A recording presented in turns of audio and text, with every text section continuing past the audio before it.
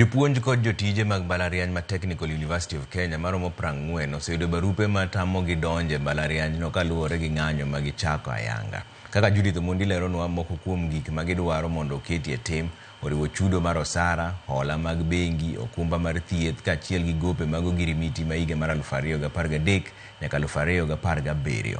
Maendi timore ka jotije mbalariany mag sirikal e pacho kae duto to pod ong'anyo ewi sirikal rem winjo ywakgi.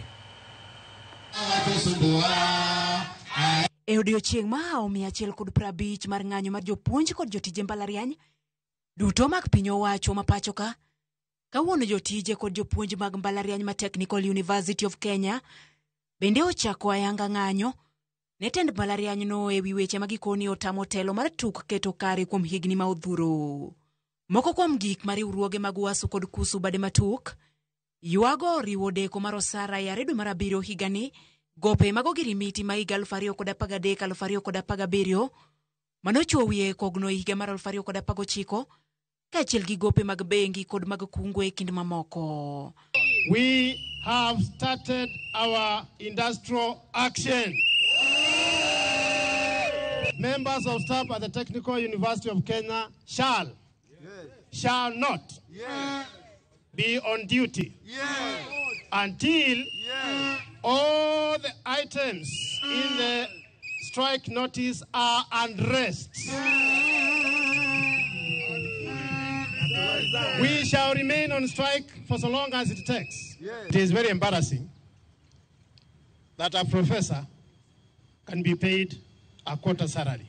Motelo ne chakruok mar ng'anyo ni, maromo jotije kod jopuonj 40 oseyudo barupe madino ne gidonjo e mbalariany matuk, gino magikoni ok dhi duong'o chunygi e kedo ne ratiro maggi. An employer who cannot pay your salary, the best thing that he or she can do is to close you outside the place of work.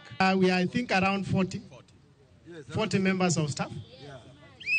And we have information that they are still collecting names around. If you are so efficient in interdicting, why will you not be efficient in paying our full salaries? Why will you not be efficient in paying our bank loans? Why will you not be efficient in paying our statutory deductions? We want the same efficiency in addressing our labor rights. Ewi ng'anyo ma pacho ka mangima mag mbalariany ma osebedo ka dhi nyime, tich adek ma okalo ne gichopi e nyim doho kaachiel kod migawo mar somo ka ne ogol chik mondo mi gilos komiti ma owinjo twak kendo kel winjruok ma owinjo gidog go e doho tarik 29 dwe ni. Kata kamano, poni winjruok ok obedo, tarik 11 dwe mar 12 doho biro chiwo ng'eto ma ogik ewi ng'anyo ni. The judge gave directions. They gave the parties 10 more days up to the 29th, if I'm not wrong. They were told to go back on the 29th so that they should by then have reconciled the differences between 624 and 7.9.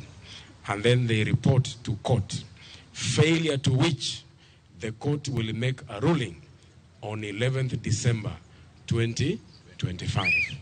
So in the interim, the strike continues to bite and bite deeper.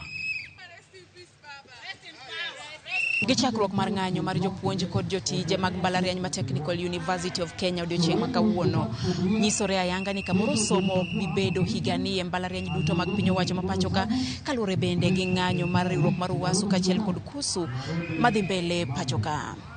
Judith Omondi, Ramogi TV, Nairobi.